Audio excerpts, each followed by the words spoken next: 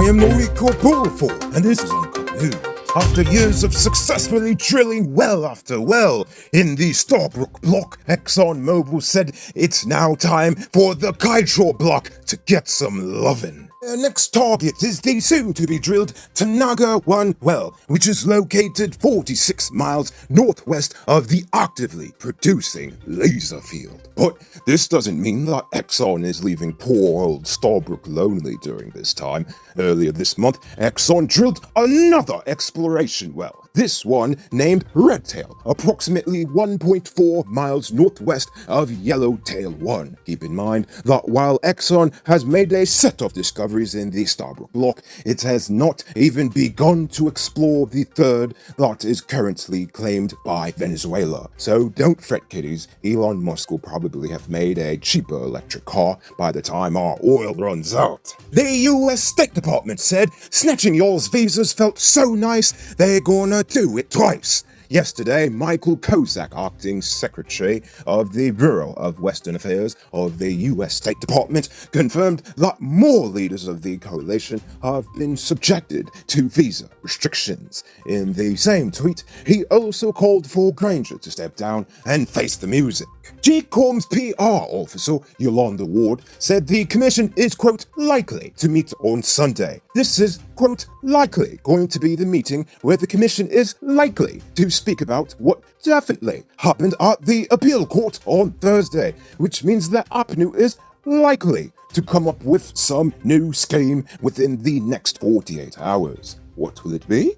You will have to watch Monday's episode to find out. Get a GPS tracker installed at Triple P's for a one-time fee of $16,000 and enjoy some peace of mind because, as you know, there are sickos out in the streets waiting to steal your property. Contact Triple P's Enterprise on telephone number 682-8326. Don't hesitate, call them now. A recent report by the UNDP says that when it comes to criminal justice, Guyana is about as creative as a monkey fart, and we does love to lock people up. The report said the jails are overcrowded and ineffective as the nation relies too much on locking people up for any old offense, even non-violent petty crimes, and with not being able to make bail also being a reason many are behind bars, the system basically punishes people who are too poor to afford the proper representation. Cannabis decriminalization has been raised for consideration. It is also recommended that alternative methods such as non-custodial sentencing, delayed imprisonment,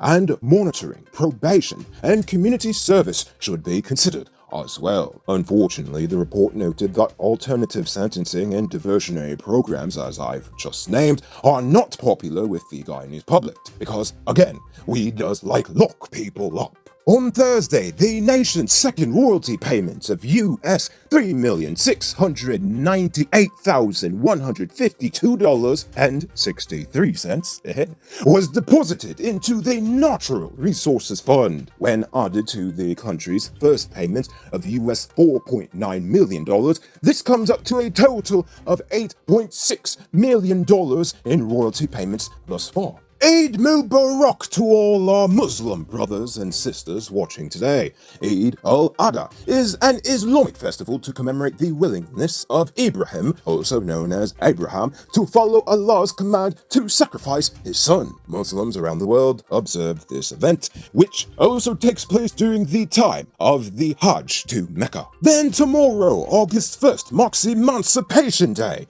This year we celebrate the 186th anniversary of the end of chattel slavery in the British Empire. As we reflect on the holidays, may we remember that it is our diversity that gives our nation its strength and beauty. Phase 4 of the country's reopening process is scheduled to begin on Saturday. Well, it's basically the same as the previous one, but now houses of worship are open for services, meaning that you heathens out there can't use the excuse of it being closed for you not giving your deity of choice the money and praise and adoration they demand. Nevertheless, religious leaders are expected to keep attendance below 25% capacity of the building, and services should would be limited to just 45 minutes for each gathering and sanitized before and after. Social distancing and face mask use is also expected. PM Soat is Guyana's #1 auto dealer. Visit their showroom at Lot 9 Kroll Street, Georgetown. Don't be shy. The $800,000 you have saved up can get you behind the steering wheel now. Call them on telephone number 231-8451. PM Soat Auto Sales. It's your turn to drive. Now, let's take a look at news in the region. First, it was Dominica. Now St. Lucia has hopped on to the ganja boat.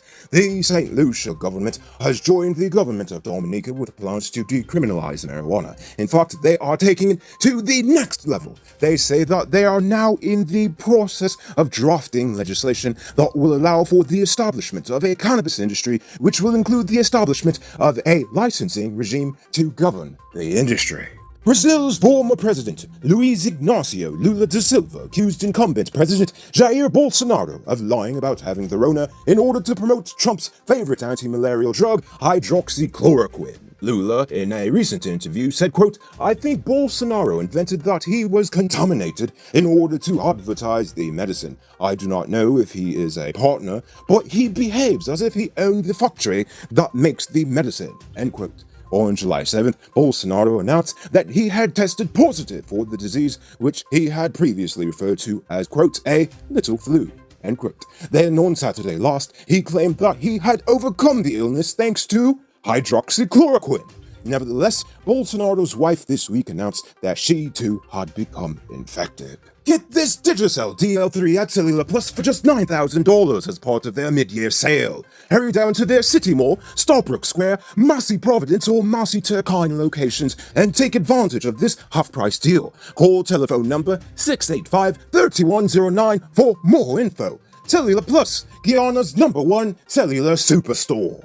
And now for our weird news story of the day. In South Korea, the US ambassador received heavy local criticism for his mustache.